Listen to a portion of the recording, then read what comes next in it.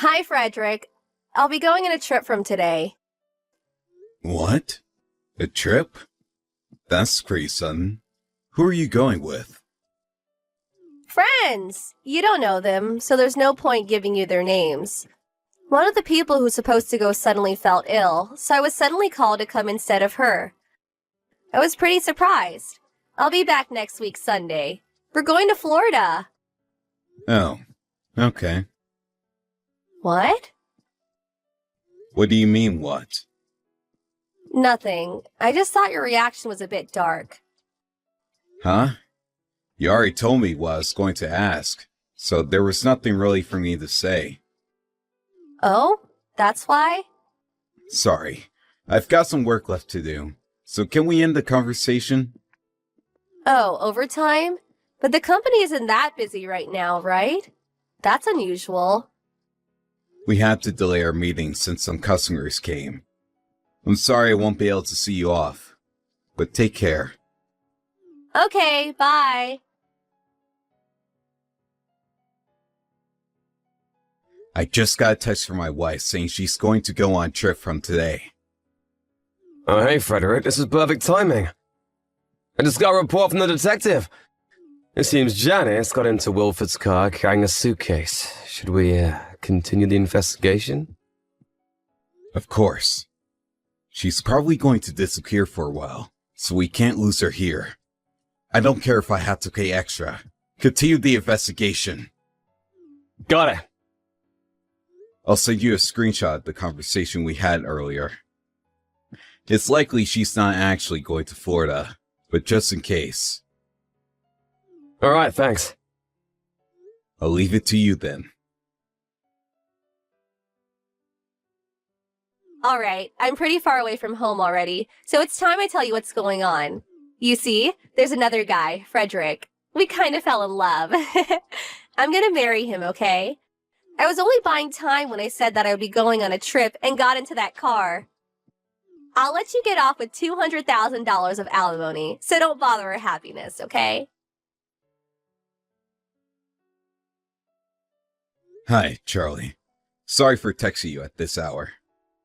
I just got more messages from Janice, so I'll send you a screenshot. Oh, she sent you this just 10 minutes ago? She probably thought I was already sleeping. No way she expected me to get this information to a detective right after. True. Alright, I'll leave it to you. Sorry for bothering you at such an hour. No problem. See you later. You haven't been replying to my text. Are you even reading these? It says the messages are unread. I need you to reply concerning me and Wilford's marriage. Of course, we're gonna get divorced no matter what you say, though. If you understand, hurry up and reply. Charlie, you met with the spy and are investigating Janice, right? What is she doing? Yep, seems they've rented a weekly apartment at the city. They went shopping during the day of commodities. The two of them are now in the apartment together. Got it. Thanks. I'm counting on you. Frederick, I want to hurry up and get divorced. I can't do that if you don't reply to my text. You have to pay me an alimony, so I can't just submit the divorce papers on my own. Frederick, it says these messages are read, so I'm going to assume you understand. I'll send you today's text, Charlie. Thanks. There's no big difference here. But it looks like they've greeted their neighbors saying that they're a newly married couple. A newly married couple. I see. That reminds me. Have you been able to come in contact with Wilford? I'm trying to find the right timing. It seems he found a job here, so I'll try and grab him while he's on his way home from work. Got it. I'm counting on you.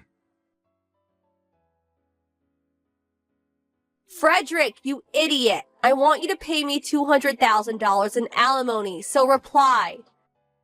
You're not ignoring me because you don't want to pay, are you? Just be a man and pay me. Were you that cowardly? Hi, Frederick. About Janice's text earlier, but What's up? Does Janice think that she's the one that's gonna be paid in alimony? Yep. Looks like it. I was just thinking that now. What's this about $200,000? She's probably got mixed up with property division. So she's talking about the inheritance you got from your father, who died last year. Probably. But it's not subject to property division in case of divorce. Exactly. It's like Wilford got out of the building. I'm gonna talk to him. See you later. He must be coming home from work like you said. I'm counting on you.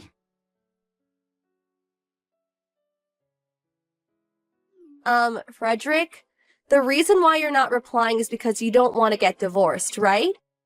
If so, I'll give you a chance. Play a game with me. The game is, find where I am or pay me $200,000 in alimony. If you can find me, then you don't have to pay me and we can stay married. The game starts now. You there, Frederick? When are you going to reply to my text? Fine, I'll give you a hint. I told you I'd be going to Florida when I left, right? That was a lie. I went in the opposite direction. Okay, this is my hint. So hurry up and find me. Hi, Frederick. Where are you looking for me? I'll give you another hint. I'm in the largest city in B State. I'm staying at a weekly apartment there. This was a huge hint, right? If you still can't find me, it means you don't love me enough. If you don't want to get divorced and pay $200,000, then you better hurry up and find me.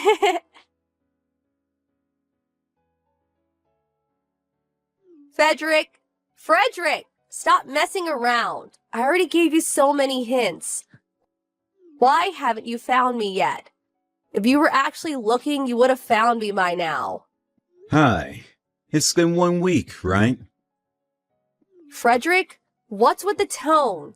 And why you've been ignoring me? I only replied because there's something I need to tell you. Where are you? At home. Why? Huh? Wait, don't tell me. You're not looking for me? I'm not. And? What? Then pay me $200,000. After that, we're getting divorced. Jesus, you could have found me so easily if you tried. But now you have to pay $200,000 on top of losing your wife. You're so pathetic that I can't even pity you. It's just funny, honestly. We will get divorced. Huh? I was planning on it from the start. Oh, really? Then I'll tell you the bank account to deposit the $200,000 in. What are you talking about? You're the one who's going to be paying me. What? I'll explain it to you, since I kinda understand what kind of misunderstanding you're having from your text until now. What is it? Firstly, the person who cheated on their partner is the one who pays. It doesn't matter whether you're a woman or not. What? Secondly, this $200,000 you're talking about is probably the money I got from my father who died, but... Yes? And? I heard that I would get half of it when we get divorced. In the first place, you probably have alimonies and property divisions mixed up, but inheritances aren't a subject of property division. Huh?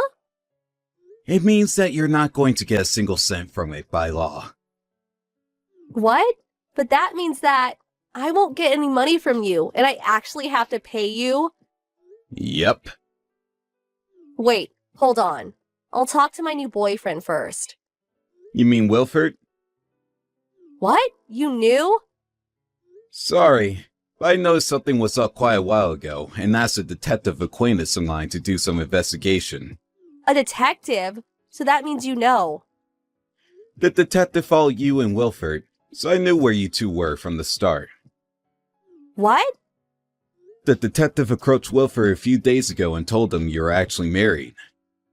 He told him? You said something like, "My parents are abusing me, help me escape," and made him quit his job, right? But I wanted to marry him. The detective also told him your parents are dead. That too? Wait.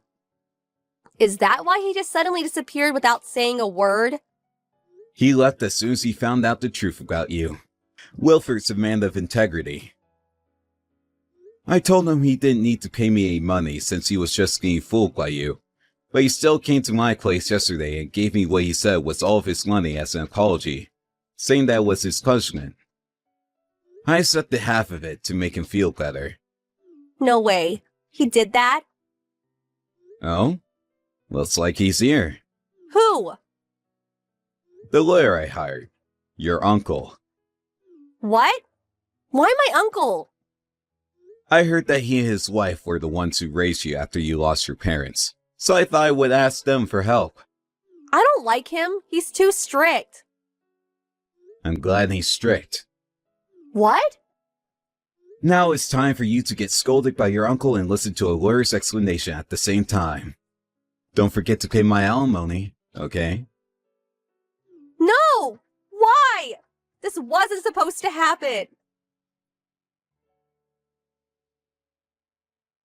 Right after our conversation, Janice's uncle and his wife arrived at our weekly apartment she was staying at. The front door wasn't locked, so they were able to get in quite easily.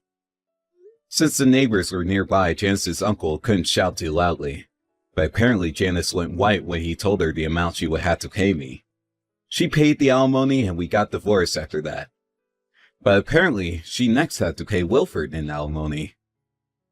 Apparently, it was for lying to him about not being married, and for him losing his job because of her. Janice didn't have the money anymore, and was forced to take on a debt. She now works day and night under the supervision of her uncle.